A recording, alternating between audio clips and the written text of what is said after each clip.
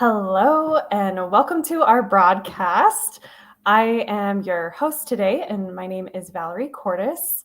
And as a quick reminder, the information provided during this event is for information purposes only. If you have any medical questions, please reach out to your primary care or healthcare professional. And today I am so excited to have this conversation as we get to dive into the details around children and vaccines. I feel like so many of us have had questions about this, and this is going to be a really rich discussion.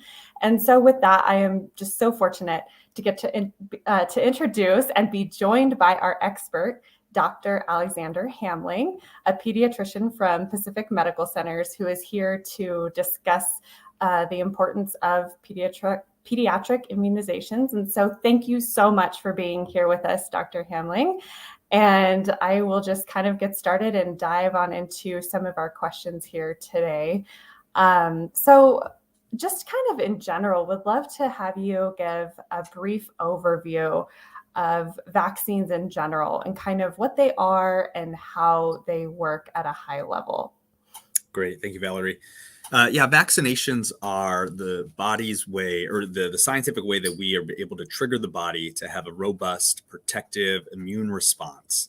They are generally introducing small amounts of proteins or of lipid shells of certain bacteria, certain fungus, certain viruses that then cause each individual's own body to ramp up our own natural immune system to kind of practice fighting this foreign attacker against us that could make us sick, that could give us severe disabilities or lead to death.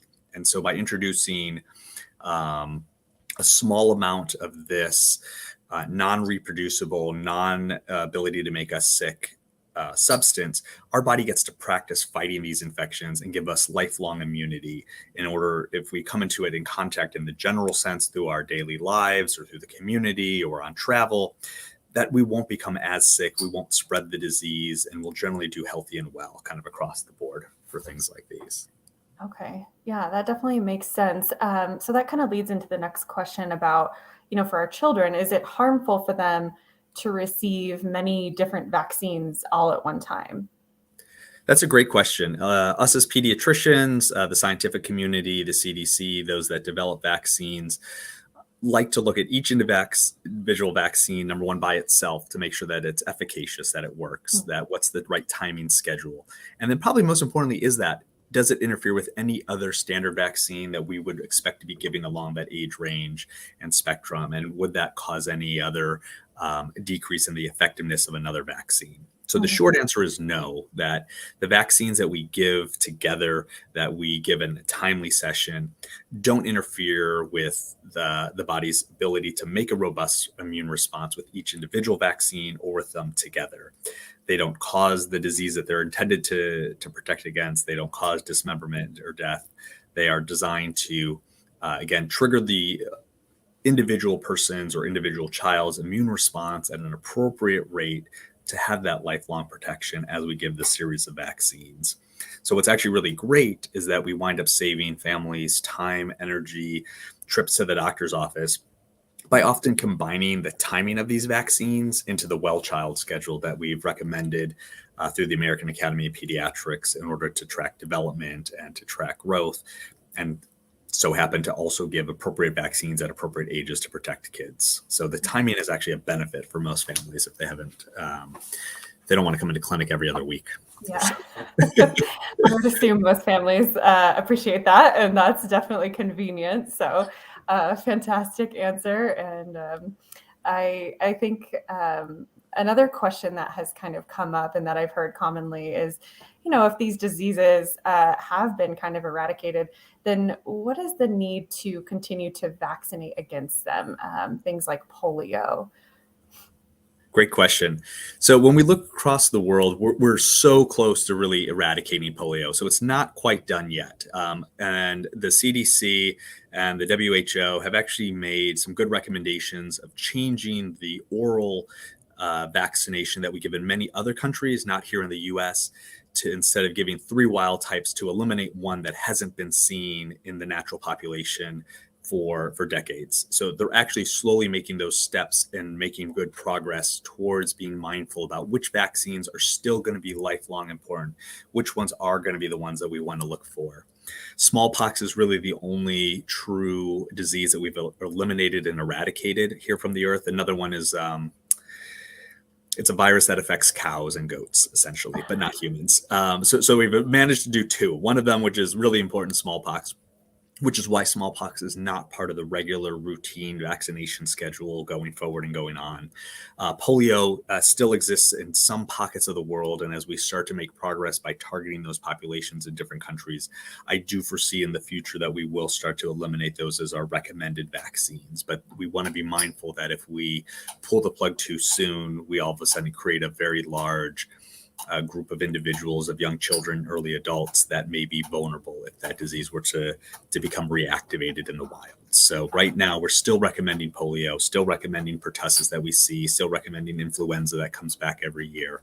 So many of these, we have not quite reached that exact point that we've eliminated or eradicated from the earth yet. Yeah. Oh, great explanation. Yeah, thank you. I have heard that, come up quite a bit. So good to hear the clarity around that. And then kind of along that line, you were mentioning vaccines and kind of giving them together. And a lot of, sorry? Oh, sorry, I didn't say anything. Oh, it may have been my heaters that turn. I have baseboards that crackle when they creak. My housemate loves it. He's like, I'm going to really miss these when we move. I said, yeah. Oh, God, I love that. Yeah, I just was going to ask, the short term and some of the long term side effects, things to watch for, especially maybe as parents, what some of those might be and what to expect. Absolutely. Yeah. We always counsel our families and patients that really typical normal side effects that you would expect from a vaccine. Number one, pain. I mean, I'm injecting a needle, or my nurse is injecting a needle into the muscle. There could be some slight swelling, redness, soreness. These are all common, to be expected, quickly dissipate, do not lead to lifelong illnesses, do not lead to severities or anything like that. Other less common things that we counsel families on that may happen, increased severity of soreness to the area. You can have fevers that may incapacitate, a young child and make them not feel well. So we always recommend, give our clinic a holler, press and talk to one of our nurses directly about that particular patient's concerns. How are they feeling? How are they acting? What were some of the other factors that may have led to that as well, too? Really what we're looking for long-term side effects is lifelong immunity, really good protection against these diseases that we're given the vaccinations for. So to me, that's really what we're looking for.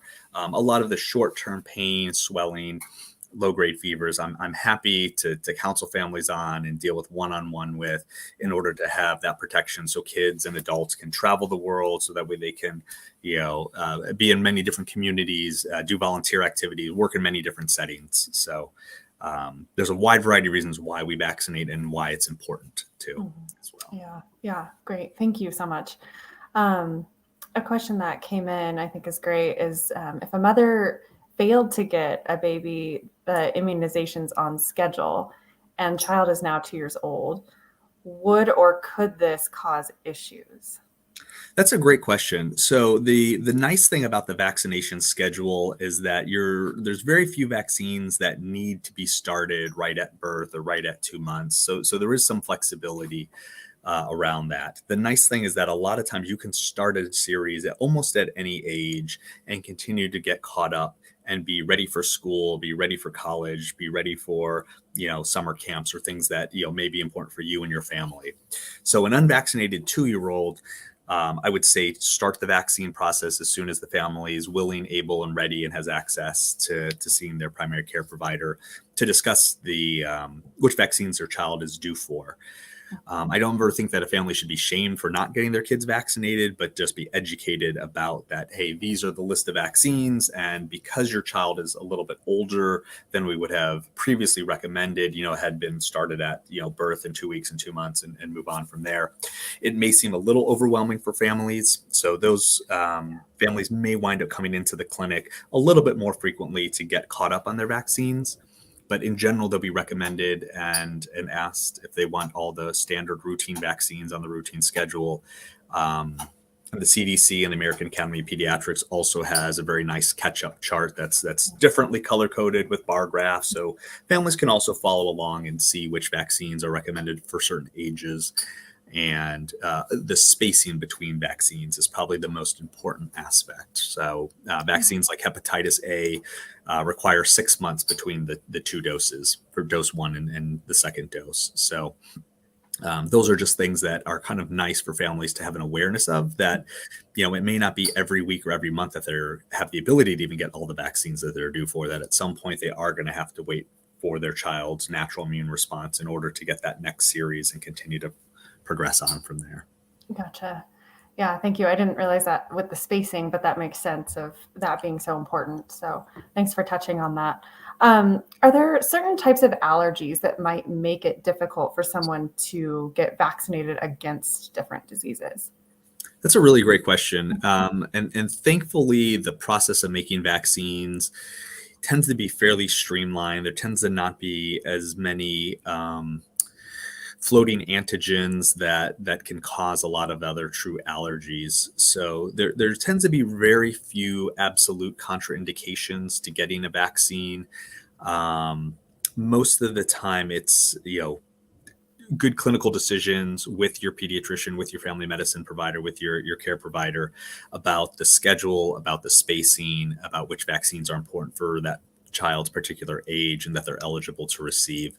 But thankfully, that true allergies to vaccines or product components to vaccines is relatively rare. And so there's few, like the acellular pertussis has really drastically reduced from thousands of antigens in that particular vaccine to just, a few hundred. So a drastic decrease across the board there. And what we've seen with that is many fewer reactions, many fewer febrile seizures, many fewer concerns for true allergies. And so the acellular pertussis and the DTaP and Tdap vaccines have been opened to a lot more people and a lot more children without that risk of severe side effects that we would worry about. Yeah, that's great. Yeah, that's always good to hear about that risk being kind of less and less. So another question that came in, I think it's good. This person just asked, just out of curiosity, why can't we give the vaccines orally instead of injecting needles in kids? And, for example, polio. Great question. So there are definitely certain vaccines that we do give orally, and there are many more vaccines that we do give as injections. The way that the vaccines are made, the way that they're studied, the way that they're prepared, the way that we want our individual body to create that healthy immune response depends on how the vaccine needs to be given. Oral rotavirus, so for really bad gastroenteritis, diarrhea of young infants, we do give that orally because we know that that's how the virus is going to enter into the body. We know that's how it's going to cause its upset stomach and lead to diarrhea.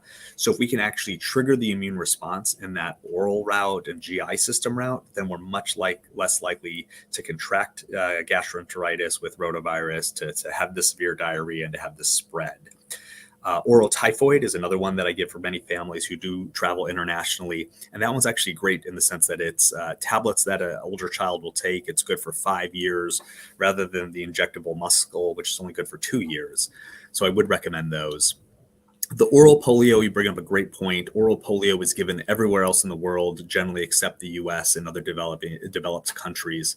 And a lot of it is for stability. A lot of it is which wild types we have seen here in the US, and more so for convenience sake. So that's the one that they've gone from the 3 wild types just down to 2, because they were actually seeing a reverse of the vaccine derived polio severity of high fevers, of illnesses, of polio-like syndromes. So some of that's actually for safety, that we give the polio vaccine injectable rather than oral. But it's a great question to ask, different routes. Influenza, there is a nasal spray influenza, again, kind of triggering that healthy immune response in kind of the nasal passages. So for patients who are 2 years and above, that's been well studied and works well. And we have as an option at Pacific Medical Centers at the start of flu season for many of our patients to be given that way. So I save a lot of those for my patients that I know are needle phobic and families who prefer that as a route and method. But that's a great question to have, on certain vaccines, if they come in other preparations, to have with your pediatrician and family care provider. Yeah. So. Yeah. Perfect. Yeah. Thank you for diving into that. I'm learning a lot as we are having this dialogue, so I appreciate it. Are there, any ingredients in vaccines that we should be concerned about? I know there's been rumors and conversation about mercury or aluminum. And so how true or how concerning do you feel that those are? Yeah, great question. The mercury components of stabilizers in vaccines and multi-dose vials keeps getting brought up every year. Many vaccines have been switching to single-use pre-filled syringes that don't have as many stabilizers. A lot of these extra kind of components aren't necessarily the actual element of mercury itself, but it's combined with other organic compounds that help really decrease the growth of foreign fungus, foreign bacteria within these vials. That is important for the preparation of the vaccine, important for when the vaccine is shipped to distribution centers within the US and eventually into our clinics here at PacMed, and then makes it shelf stable in kind of the refrigerator or freezer system that we have. So each of these is not necessarily the element which is harmful, but it's a stabilizer and a binder and a preservative, I would say more so. And they don't necessarily cause any real harm in the body. They tend to be eliminated really quickly, either peed or excreted out in other ways. And there tend to be very microgram amounts that wouldn't cause any lifelong detection, wouldn't cause any lifelong illness or severity into the body. So again, these are all really well studied, really well regulated, because certainly the CDC, the AAP, the WHO would not want to have millions of vaccines being given to millions of children and adults to have another severe illness or a developmental concern or something else into the future. So a lot of these would be kind of like when you open up a can from your pantry. It has some sort of a process where it's been sealed and has an expiration date. Same thing with vaccines, that they're sealed, there's an expiration date, and there's just some of the chemical process that helps make sure that that's going to be safe for that time period that is stamped on the bottle. And that's what we go by. And vaccines that approach that expiration date, are eliminated from our clinic and disposed of appropriately and not be given to patients. Yeah. That's great to know about the safety and good relate on the things that we have in our cupboard. That's a perfect analogy. um, so kind of to go with the ingredients, in vaccines, we're talking about this, it seems like it's not uncommon for the vaccine site. And I know I've experienced this too, where it gets hot and then sometimes gets like kind of a hard mess just below the skin. So what is it that's causing that? Yeah. So again, these are often kind of those vaccines that are given intramuscular. There's some aspect that you're putting fluid into a space that didn't have fluid before. The needle goes in between the muscle fibers. You're injecting the fluid within the vaccine. That sort of forms a cavity there and slowly then exposes that body to those proteins that were developed that will trigger that immune response. And common things when we see from immune responses, if you think about it, increased warmth. Well, more blood flow is going to there. This is going to drive more white blood cells that are going to learn about, what is this particular component of the virus or bacteria that we should be defending against. They're going to be creating their antibodies. They're going to be creating their cascade of other enzymes that help recruit more white blood cells to the area and eventually develop memory cells, the white blood cells that continuously remember all of the bacteria, all the viruses, all of these proteins that are not our bodies, but that could be potentially dangerous and that help generate the production of antibodies.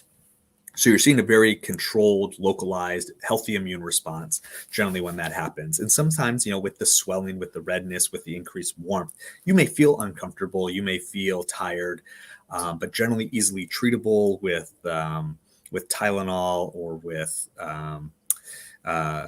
Advil or ibuprofen. Sometimes even just a cool rag can just help make yourself feel better. Often, a lot of times when I get an injection with myself in my muscle, the first thing I like to do is actually give my muscle some movement to it, to remind myself that, oh yeah, I still need to be active. I still need to do the regular things. I'm likely not going to the gym and trying to work on my deltoids at that time. I'll work on my legs, just to distract myself, but also to remember to drink plenty of fluids and water as well, just to keep that response healthy and going strong. Yeah, great. That's a good reminder to drink a lot of water and maybe move your arm a little bit. So, very good. Can you also kind of talk about, there was like an infamous and kind of debunked study that linked vaccines directly kind of to autism. And so, um, how did that kind of become so widely circulated, and how was it also discredited? Absolutely. Yeah. So Dr. Wakefield decided that he wanted to make a lot of money developing his own MMR vaccine. And so when he was asked to study the competitor's MMR vaccine, he found some very select patients that he could help exaggerate some of their symptoms, and unfortunately got his data published into a paper that became very widespread, and went around the country touting his lecture series and being able to really drive a lot of fear in families without a lot of true science and without a lot of reproducibility of the science. So a lot of it was fictitious writing. At the end of the day, a lot of it was very select data that he would pull out and put into his paper, and ignoring a majority of the truth that existed. So when we've looked at, I think we've probably 30 to 50 studies that have tried to reproduce any of his findings, and all of them are in the exact opposite direction, that there is no correlation or causation, that vaccinations cause autism, worsen autism, spread autism, or linked to any particular vaccine of any nature for that reason. The physician then has since lost his license and doesn't practice, but he can still be very vocal in certain communities, which is unfortunate that we do hear kind of spikes or concerns about it, but that, those medical doctors that are educated, that read papers, that look at the latest studies, need to be mindful that if there is a change, that there is a link, that we would make those appropriate changes. But unfortunately, the link to autism just isn't there. It doesn't make you a better driver either. It doesn't make you a worse driver. There's a lot of other things that I could probably tout, one way that are untrue as well, but it doesn't make you better. I wish. I mean, that would be the one saving grace. Get a vaccine, learn how to cook, cordon bleu style, right? I wish I could do it. Oh, yeah. Thank you for that clarity. Yeah, that's great. So for infants, and this is an interesting question too, and I'm curious, infants who are being breastfed, do they benefit from the mother's immunity at all? Great question. A lot of times newborn infants probably benefit from the mother's immunity pre-birth as well, in the sense that a lot of the antibodies are passed from the mother through the placenta and into the infant, and reside within the infant after birth for several weeks to months. And that's probably a fantastic evolutionary process that we have in order to protect young infants whose immune system is new to the world, new to seeing all of these different antigens, new to trying to fight all these bacteria and viruses, that they already start off with what we call passive immunity. They haven't built any themselves, but have the protection from the mother. The question about, those moms who then get vaccinated while breastfeeding or soon after delivering, in theory, there can be a lot of antibody production. Some of it will be passed into breast milk. Some of it will be absorbed by the infant. Not sure how much makes it pass through the GI system. So it's a much harder question to answer as far as, does getting this year's flu vaccine automatically protect my young infant who's ineligible or not at the right age? Tough to say. What we do know is that creating pockets of herd immunity, where if everybody else around that infant is protected against pertussis, influenza, and other viruses and bacteria, then that infant is at a lower risk automatically from getting that vaccine, because they may not come in contact to that virus or bacteria from other caregivers, even though they may not have a robust immune system, a robust immune response themselves at that point. So this is why, like certain vaccines, we do recommend starting as early as birth and 2 months of age, and others like influenza that we've studied says, really 6 months is the right time period in order to build that immune response that will work. So depending on when your infant's born and what other criteria your infant may have experienced in utero or soon after birth, your family medicine provider or pediatrician will be able to help guide you on if there are other vaccines or other therapies that may be beneficial depending on the time of year and factors like that as well. Perfect. Yeah, thank you for that. So kind of to wrap us up, I feel like landing on this question might be good, but I feel like this is the question of the century. Is natural immunity better than vaccine immunity? And that's a great question. What we know is that when we look at vaccine immunity, we can get a very prescriptive time schedule for when we can start vaccinating. We have a lot of control over that age range or that season to start the vaccines. We want to make sure that we start the vaccine process and have a robust immune system well before we think that any individual or child would come in contact with kind of the natural occurrence of that virus or bacteria. So I'd always say that, we give a lot of control then if we have a typical vaccine schedule and if families are able to follow that as closely as they can, if that lines up well with doctor's visits, if there's access, if there's availability of the vaccines, to me, then we're going to provide quicker immunity at a more appropriate age to a larger selection of individuals. Again, adding to more of that herd immunity for certain patients that are ineligible or unwilling to get vaccinated as well. So in general, I'd say that the vaccine immunity is probably going to be overall an easier, more optimistic population health kind of perspective than just letting a virus naturally do its course, its waxing and waning throughout the season or a region that we have much less control over. Yeah. That makes some sense, and appreciate you kind of going into it and going over all these questions with us here today. Do you have any final thoughts before we conclude our session, or words of wisdom you'd like to provide?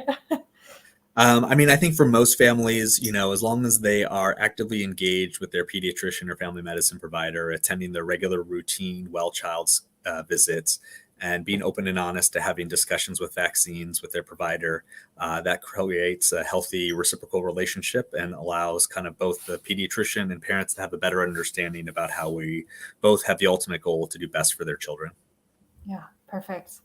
Oh, goodness. It has been such an honor and such a pleasure. I cannot thank you enough, Dr. Hamling. You are fantastic, such a source of knowledge. And thank you to everyone listening in and sending in your great questions. Your time here and input are just truly so valued and appreciated by us.